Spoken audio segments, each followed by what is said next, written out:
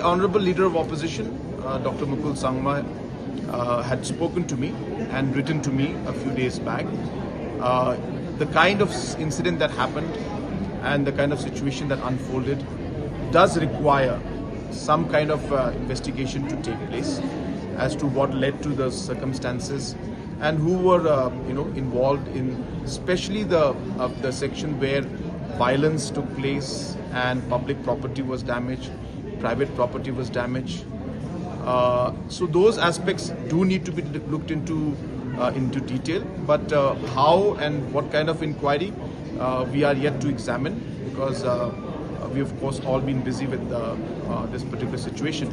So in the days to come we will take a call on that. We will see how it goes, because again it's not the state government. Please, I want to be very clear about things. Yes, as Chief Minister, we are there to always guide and always give whatever thoughts from our side, but ultimately the district council has to take a call.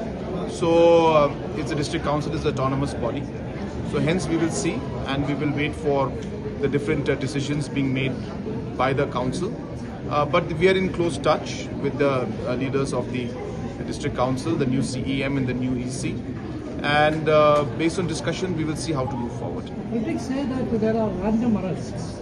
Your take on that? Again, I have been very clear that the law has to take its course. In that process, the police will always move on evidence and move as per the law. I am not in a position to really comment on that particular aspect. It is purely a police work, and it's not that I sit with them and go through the files and the investigation.